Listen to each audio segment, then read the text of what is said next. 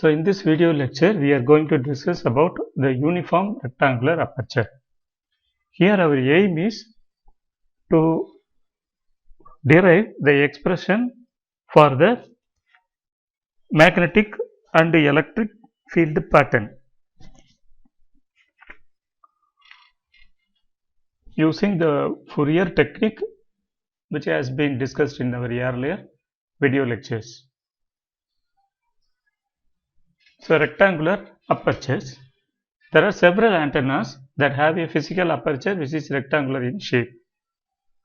Horn antenna, for example, have a rectangular aperture, and another example is rectangular slot in a metallic source structure such as a waveguide. So, in a aperture type antenna, for example, horn antenna, where there is a waveguide, let us say a rectangular waveguide, and one end of the rectangular waveguide we are pumping the signal to be conveyed from one point to the other point, whereas in the other end of the rectangular waveguide, suppose if it is kept in open, then the electric field will be filled in this way. So this is called the aperture. Through the aperture, the electric field will be escaped. We are calling this as radiation.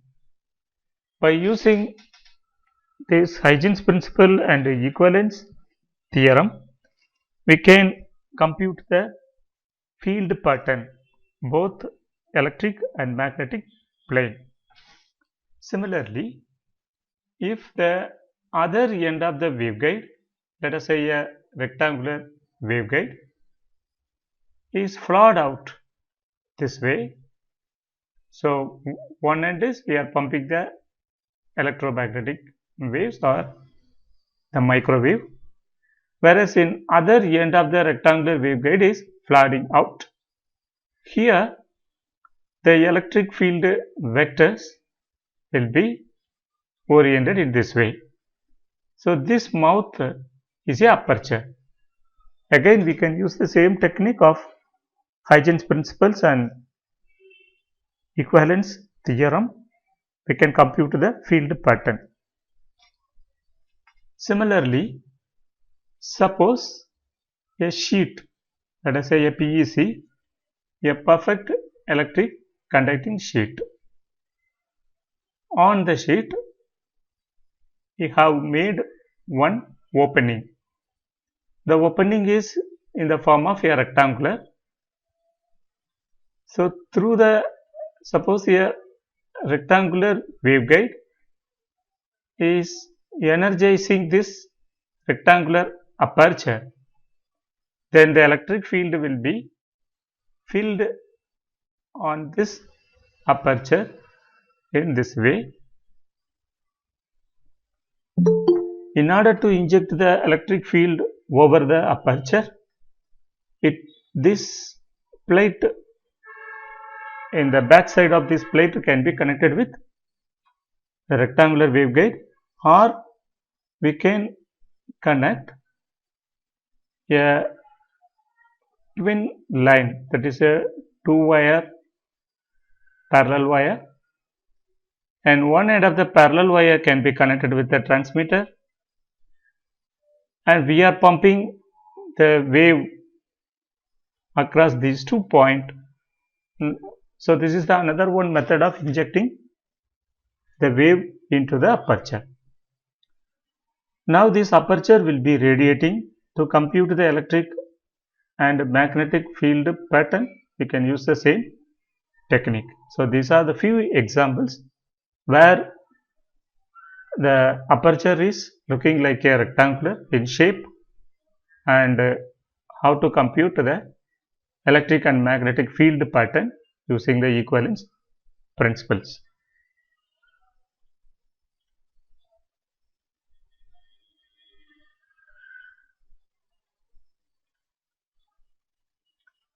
Now let us assume that a uniform rectangular aperture, a general rectangular aperture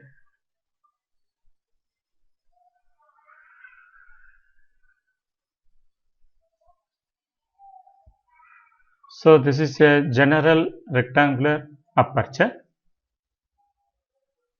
The dimension is along the x-axis Lx, along the y-axis Ly, and the z-axis is perpendicular to this plane, or the xy plane which has the normal along the z-axis. Let us say this is the z-axis.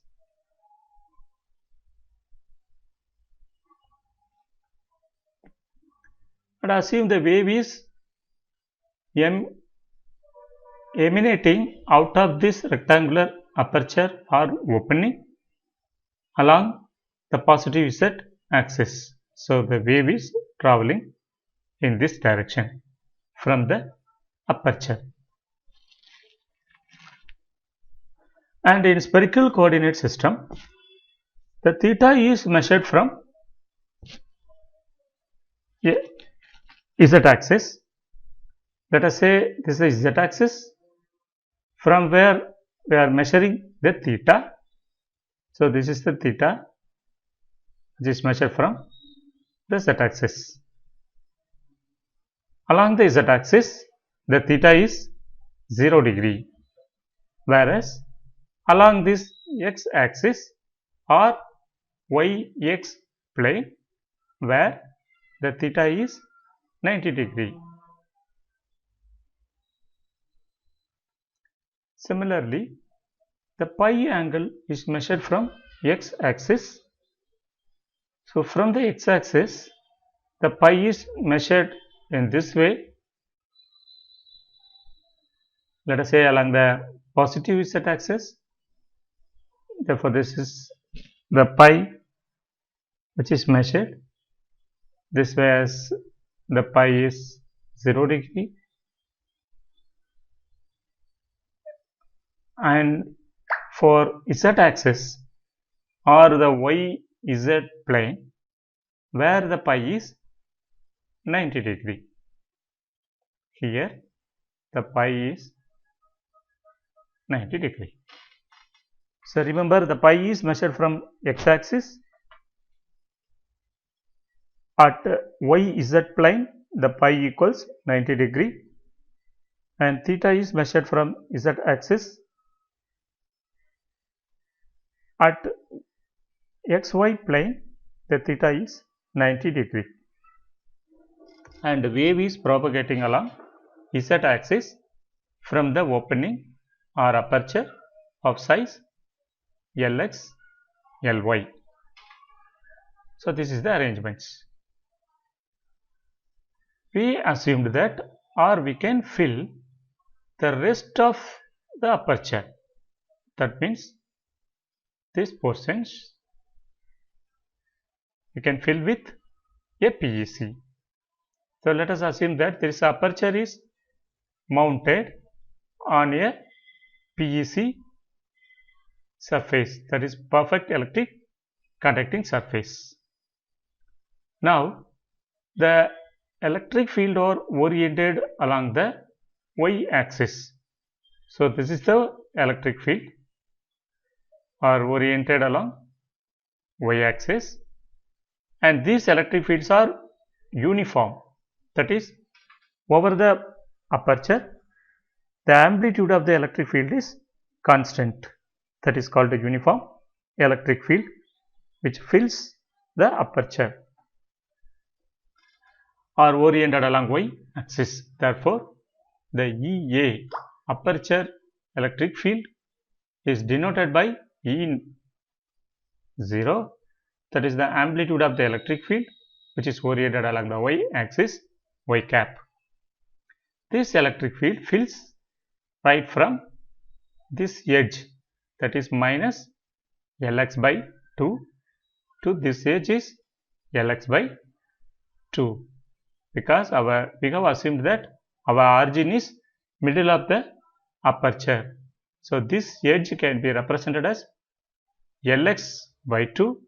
This edge can be represented as minus Lx by 2. So our plus or minus Lx by 2 will be along the x-axis, And for the y-axis, this aperture, the lower edge is represented as minus Ly by 2, upper edge is represented by plus Ly divided 2. Therefore, plus or minus Ly divided by 2, that is along the y-axis, the field is defined. So, this is the mathematical expression to represent aperture electric field over the entire aperture of size Lx, Ly. This is the problem arrangement. Now, the electric field on the PEC, that is also oriented in the same direction. So, these electric fields are comes in tangent on the perfect electric conductor. Therefore, over the PEC, E on PEC will be 0 because E tangent equals 0 on the perfect electric conductor. Therefore, the tangential component of the electric field is 0 on the PEC, whereas the tangential component of electric field is existing as E0, that is uniform amplitude over the aperture. So, our next aim is we have to model this electric field as its corresponding magnetic surface current density. Then we will be using the Fourier technique to evaluate the P integrals. P integrals are having a two component, one is along the x-axis, another one along the y-axis. Therefore, we have to compute the P integral for its x component and for its y component. As per this particular problem, the electric fields are oriented along the y-axis. Therefore, we have to compute the P integral only for y component because there is no x component present. Therefore, we have to compute the P integral for its y component. After computing the P integral for the y component, by using the relationship, we can compute the E pattern, and E pattern has a two component, one is along the theta direction, another one will be along the pi direction. Therefore, next we have to compute what is E theta and what is E pi.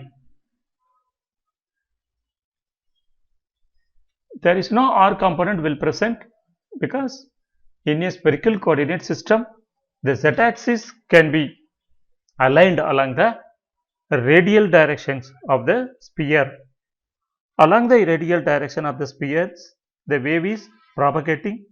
Therefore, there won't be no electric or magnetic component present along the direction of propagation, that is here along the r directions. Therefore, only two components will be existing. One is along the theta direction and another one will be along the pi direction. Therefore, we have to compute these two components for the electric field. Once we compute the electric field component, then we can able to compute the magnetic field components also. So, this is the procedure that we are going to follow here to compute the pattern from the uniform rectangular aperture.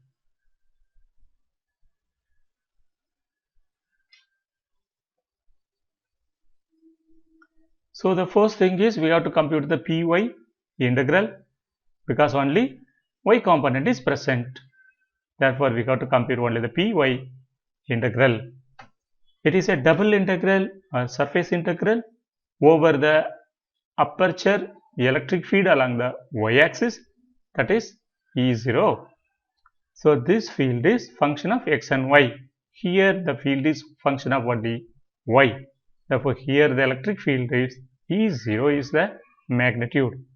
Then e raised to j beta x prime sin theta cos pi plus y prime sin theta sin pi. We are going to take the integral with respect to x and y. Therefore, we can make this sin theta cos pi as u and sin theta, sin pi as v. So we can introduce a pattern variable as u and v. We can substitute u in the place of sin theta cos pi. We can substitute v in the place of sin theta sin pi.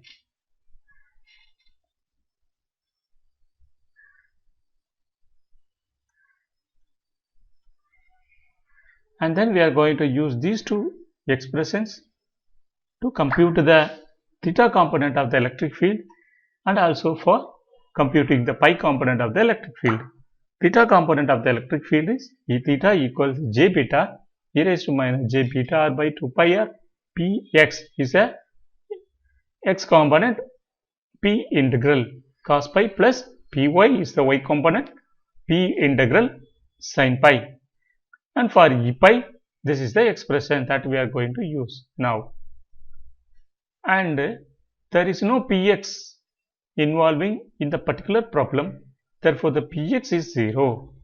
Only we have to compute Py because the electric field is oriented along the y-axis alone. This also becomes 0.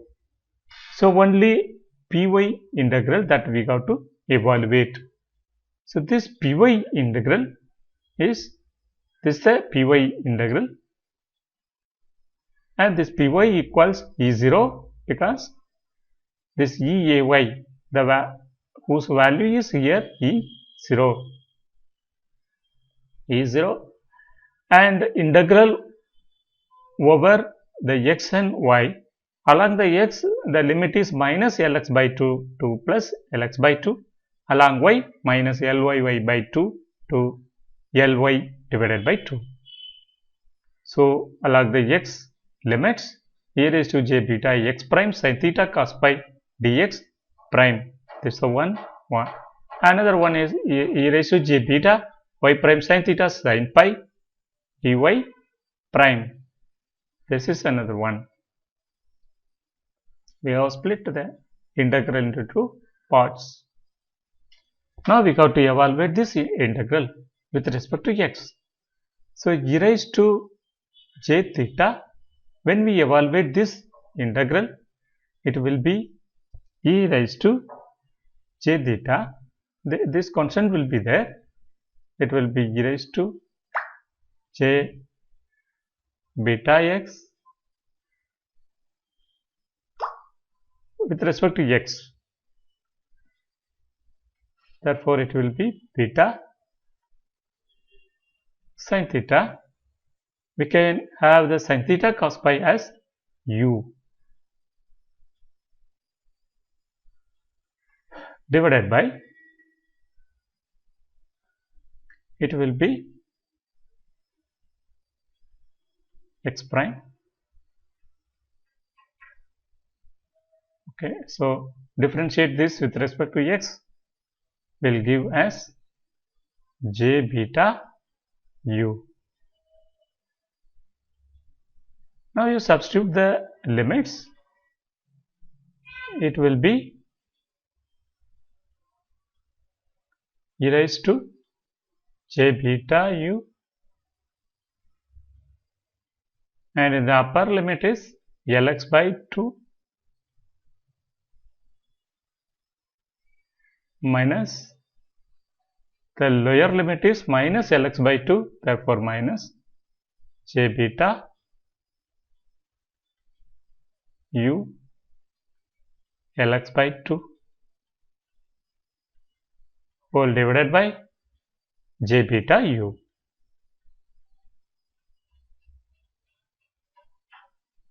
Because we have taken sin theta cos pi as u, therefore we have replaced sin theta cos pi as u. Then we can write as, it will be looks like e raised to j theta minus e raised to minus j theta. Therefore, it can be written as 2j sin theta.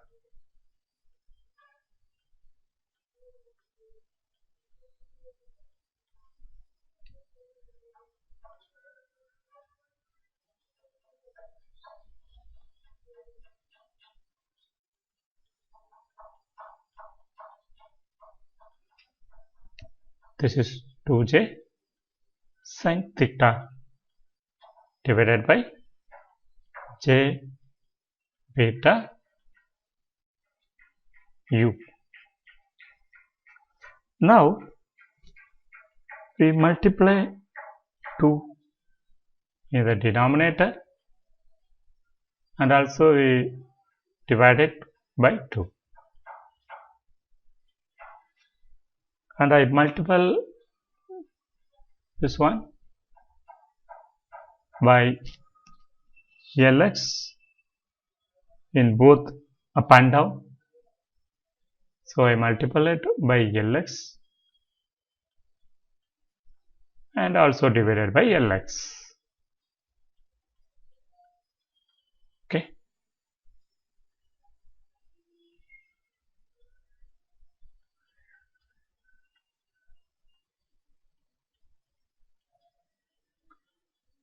Now it looks like this 2j can cancel.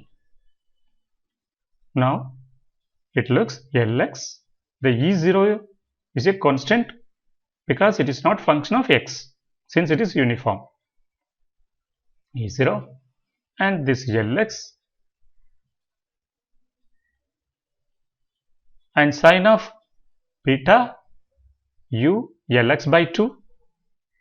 So sine of beta u Lx by 2 divided by beta u Lx by 2, beta u Lx by 2. Okay. For the first one, for this integral can be evaluated as. Similarly, the another one integral, we see that the only difference is the both integrals are looking very similar to each other. Here the only thing is the limit is Lx by 2, here Ly by 2, here x prime, here y prime, here sin theta, cos pi, sin theta, here cos pi. Actually this will be a sin pi. It will be sin theta, sin pi. I show you. This is sin theta, sin pi. You see here. Sin theta, sin pi. Okay, so the second term is sin theta, sin pi.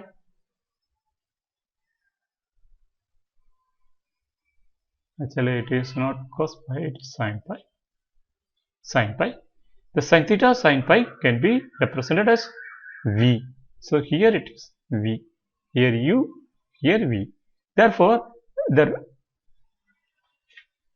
result will be similar. Only thing is we have to replace Lx by Ly, u by v.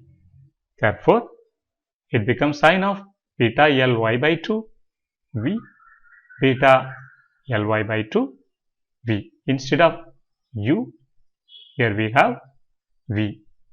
Instead of Lx, here we can have Ly. This is the only difference. Rest will be same because the both integral will be looking similar to each other. And here the Lx we will be having Ly. Okay. So the Py integral is evaluated as E0 Lx Ly sine of beta Lx by 2 u divided by beta Lx by 2 u. So it looks like sine x by x form. It is a simples. Similarly, this form also looks like sine x by x form. Again, it is a simples.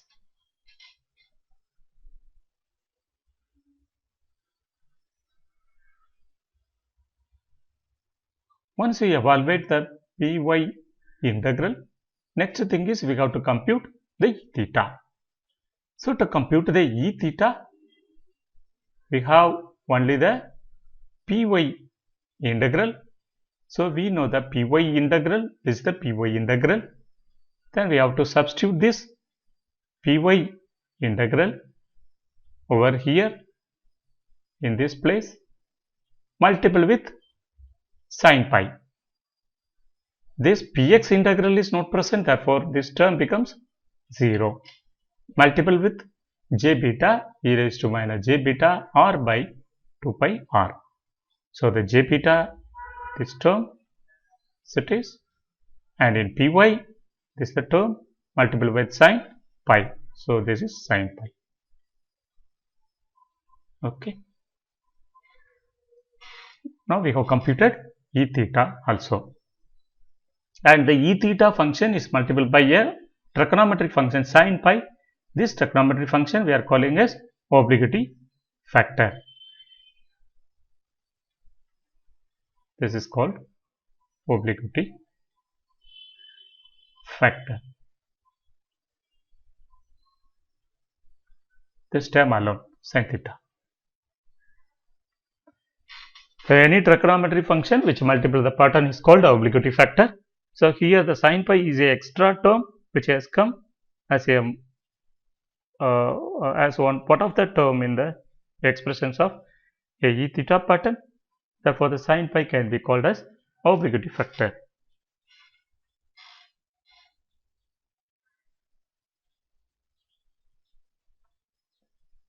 Next we have to compute e pi. For the e pi, again we substitute the py, this py multiple with cos pi.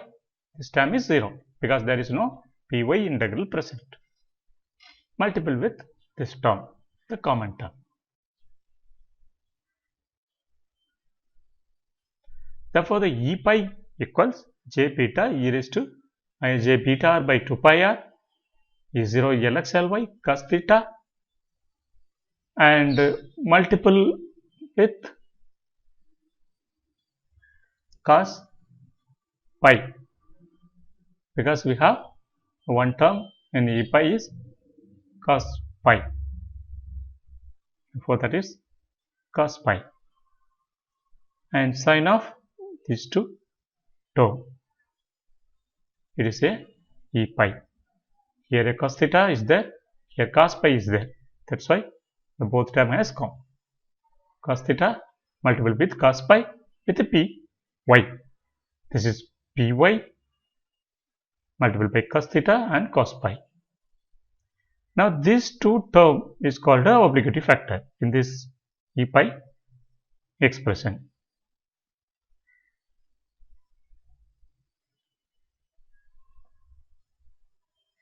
So these fields are rather complicated function of theta and pi. So these two function, this function of pi and theta, but fortunately they simplify in the principal planes. In the e plane, that is pi is 90 degree, this equation will be reducing to the equation of 937. What is e plane and what is h plane?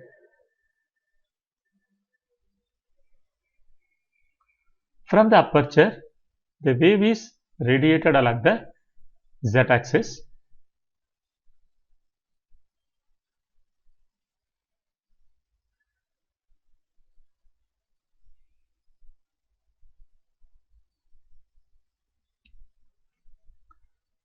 And the electric fields are oriented along y-axis.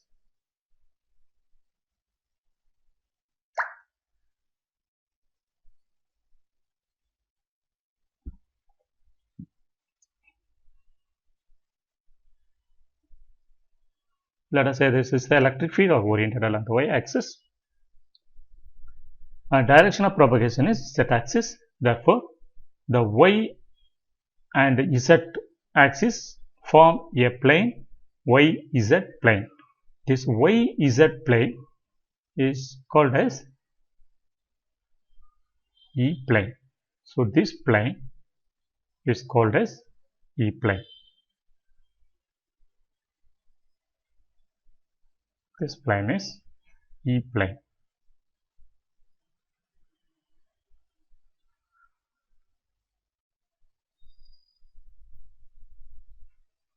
So for the e-plane, we know the pi is measured from x-axis.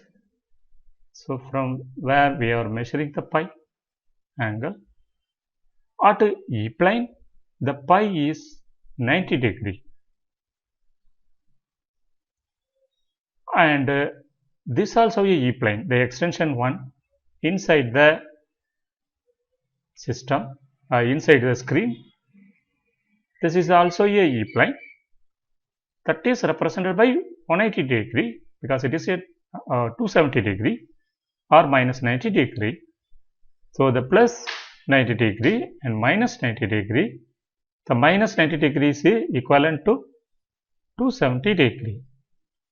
So, the pi is 90 degree and 270 degree are called as E-plane. This is the E-plane. And for the case of magnetic field, here the magnetic fields are oriented in this direction and wave getting propagated along the Z axis. Now this X Z plane, this one,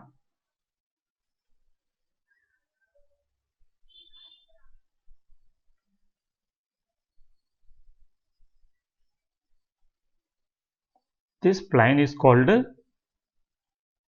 H plane.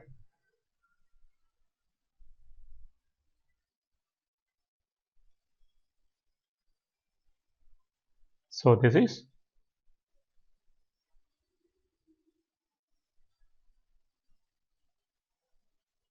H plane. For the H plane, the pi is 0. And another one plane in the left hand side where the pi is 180 degree. So for the pi is 0 degree and 180 degree for the H plane. In both plane, the direction of propagation will be involved. So the H plane is pi is 0 degree and 180 degree, and for E plane it is at pi equals 90 degree and minus 90 degree are equivalent to 270 degree. And these plane are called principal plane.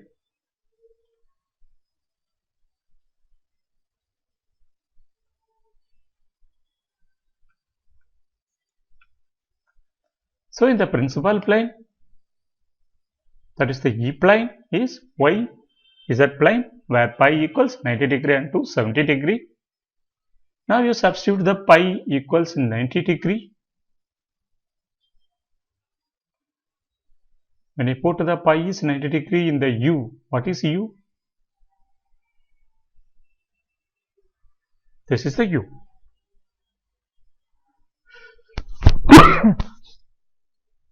If you substitute the pi is 90 degree and we have U is 0 because cos pi where pi is 90 degree it becomes 0, whereas V will be equals sin theta because at pi is 90 degree V becomes sin theta.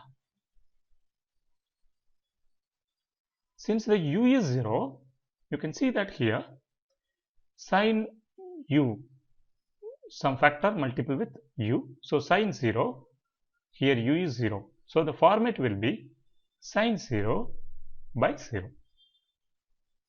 It is infinite. Therefore, we have to apply the L'Hospital rule to compute the value. As per the L'Hospital rule, we have to do the differentiation with respect to U.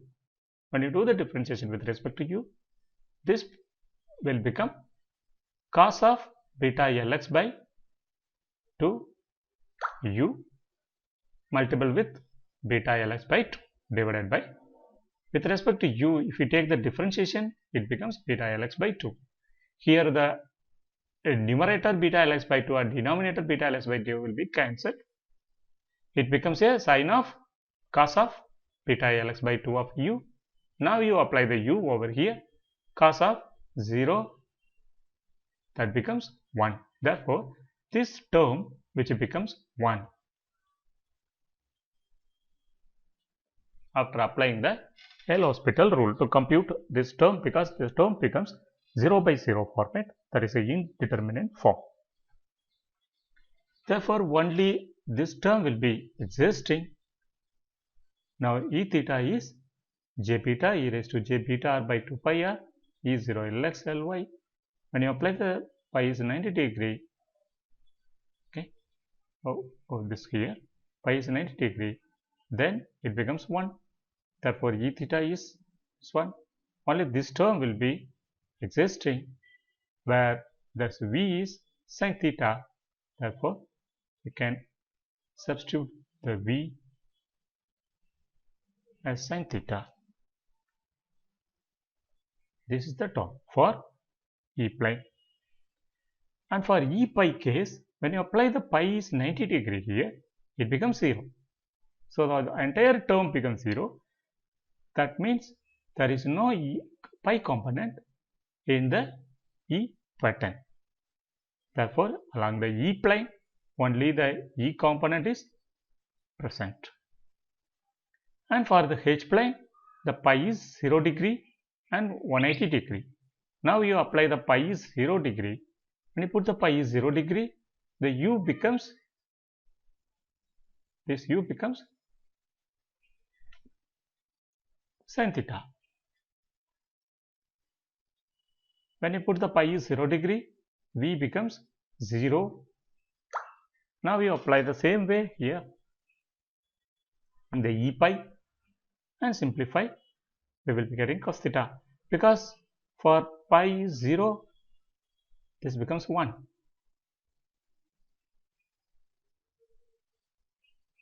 And then it becomes j beta e raised to 1 j beta r by 2 pi r is 0 Lx Ly cos theta times only the U will be existing. So, for the H plane, pi component is existing.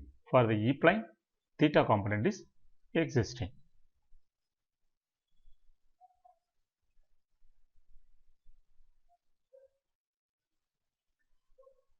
Here we can note that E pi goes to 0 at theta equals 90 degree. So, when you put theta is 90 degree and E pi goes to 0. When you put the theta is 90 degree, theta is measured from this axis, that is the z axis.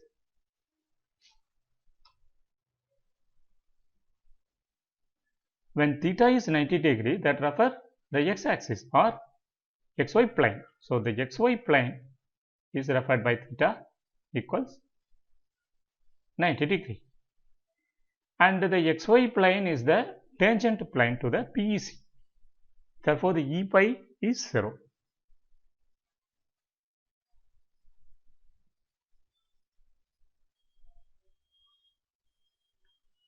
Where it is tangent to the perfect conductor introduced in the equivalent magnetic current formulation.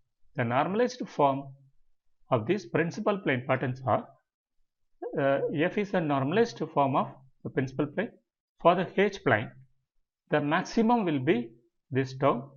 So, once we do the normalization, we have to divide this amplitude components. Then it is F H plane function of theta, because it is only the function of theta, which is equals cos theta sine of this term. This is the theta term.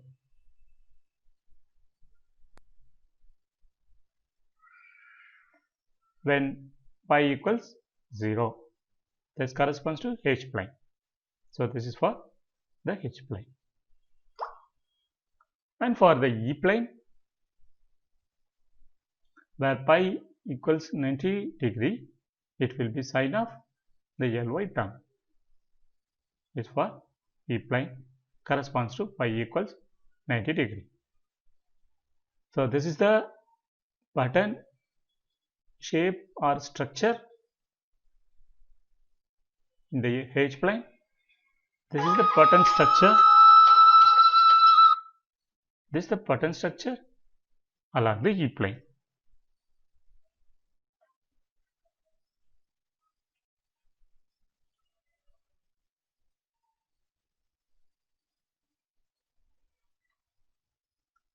For large apertures, that is Lx and Ly is far greater than 1. The main beam is narrow. So, the cos theta factor is negligible. and the principal plane patterns are both of the forms sin x by x. That we have encountered as, for example, with the uniform line source. By neglecting the obliquity factors in this equation, that is the sin pi and cos pi, it will be looks like function of uv equals sine of the beta Lx by 2 of u divided by beta Lx by 2 of u. Similarly, this one, which is the normalized version of Py in 934, this equation.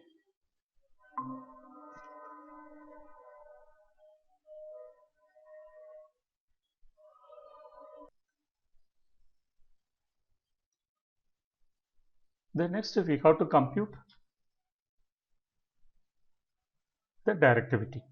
In order to compute the directivity is defined as du, directivity for uniform aperture illumination, will be equals 4 pi by omega a, where omega a is the integral of the pattern. It is a double integral. Since the pattern is function of theta and pi, now the theta limits will be 0 to pi by 2, and for the pi limits will be 0 to 2 pi. So the modulus square of d omega. So we can transform this omega, the theta pi component, into uv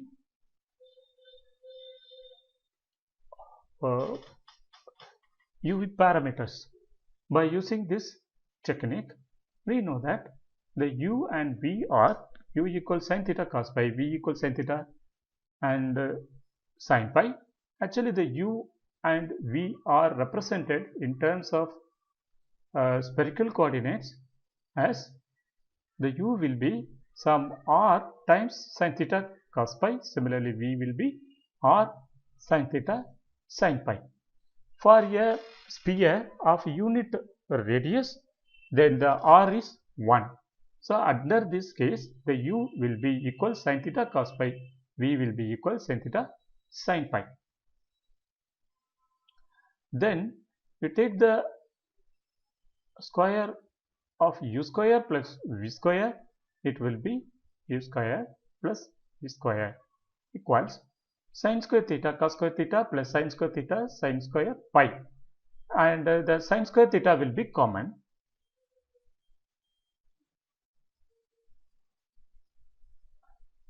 And cos square pi plus sin square pi will be 1. Therefore, u square plus v square will be equals sin square theta. Therefore, u square plus v square equals sin square theta, whose amplitude is limited within 1, therefore less than or equals 1. So when we do the transformation from the theta component into uv parameter, then we can compute the omega a as lambda square by Lx Ly. Now we apply the omega a here at the equation line 50. We will be getting the directivity for the uniform illumination as 4 pi by lambda square Lx Ly, where Lx and Ly is the area of the aperture, because in a rectangular aperture in this problem, the Lx is the length along the x-axis and Ly is the length along the y-axis.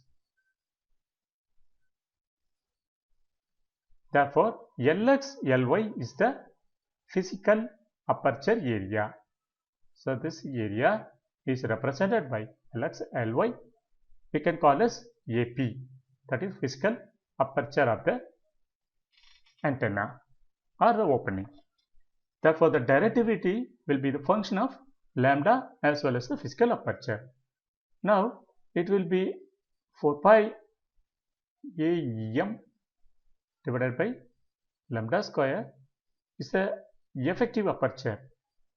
We see that the maximum effective aperture AEM equals the physical aperture AP for a uniform rectangular aperture.